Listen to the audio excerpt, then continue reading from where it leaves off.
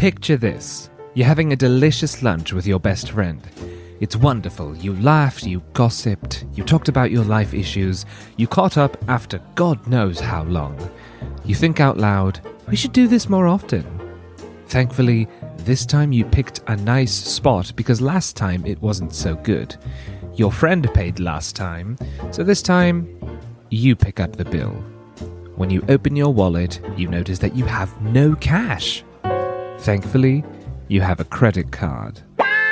You have this benefit in the 21st century, but 100 years ago, forget it. Welcome to Further Records, the podcast where you can stay one step ahead with your English practice. I'm your host, Forrest. Turns out, this exact lunch situation happened in 1949 to a man called Frank McNamara, except there were no credit cards. The New York businessman was having lunch with some clients when he opened his wallet and found himself completely penniless.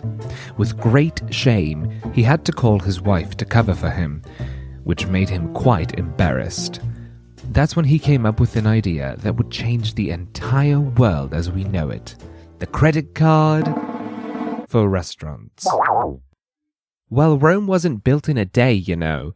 It takes time for a new technology to get popular, and credit cards are no exception. The first credit cards were store-specific. Frank McNamara created the Diners Club card. It's exactly what it sounds like. A card for people who dine at restaurants. 1 year later, he tested the card at that exact restaurant. He gave the waiter a cardboard card which had the phrase Diners Club. The way it worked is almost the same as how cards work today. His company paid the restaurants, and the people who used the cards then paid Diners Club. At first, the card was not universal at all, but McNamara was a clever businessman. He got many other restaurants to work with the network. Then, the company collaborated with hotels, airports, and so on. In just 3 years, Diners Club had over 40,000 members and had gotten approval to be used in the UK, Canada, Cuba, and Mexico. This made it the first international charge card. In 1958, American Express created their own cards. Did you know that American Express used to be a transportation company? Because I didn't. But now the name makes sense. Around this time, they got the idea to be a money services company.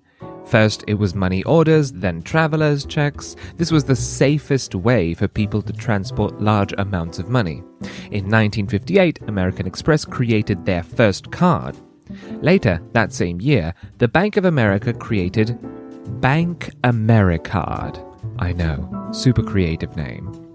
They created a card with a pre-approved limit of $300 and gave it for free to 60,000 people, which was a terrible idea, as a lot of people used it for illegal activities.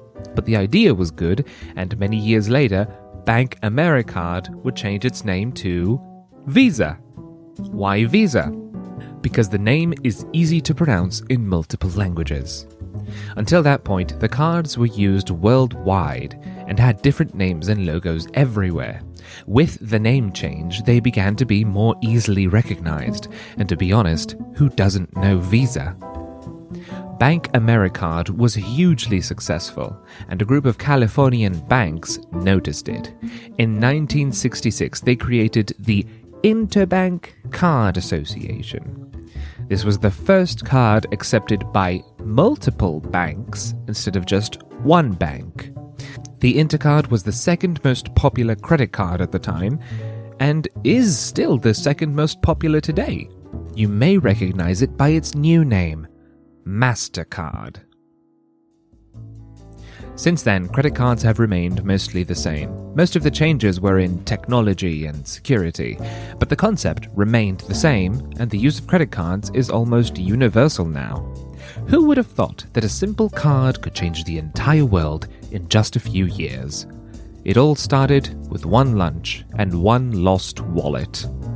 Just make sure to pay your card on time, otherwise you'll have to call your wife again. You've been listening to Further Records, a podcast by Further Corporate. In this episode, we used certain phrases associated with today's topic. Have you heard of these before? Penniless. Extremely poor. It means you don't even have a penny in your wallet. Rome wasn't built in a day. An expression which means that great things take time. Fee. A payment that must be done in order to complete a service. To pick up the bill. When you're in a restaurant, the person that picks up the bill is the one who pays.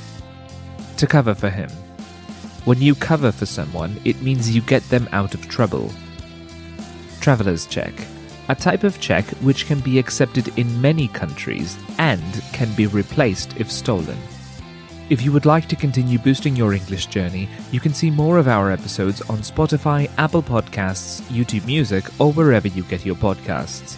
We want to hear from you too. If there's any other topic you would like us to discuss on the podcast, let us know on our Instagram account. It's @furtherlanguages. Remember to leave us 5 stars when you listen to the podcast. It helps us a lot. Thank you for listening.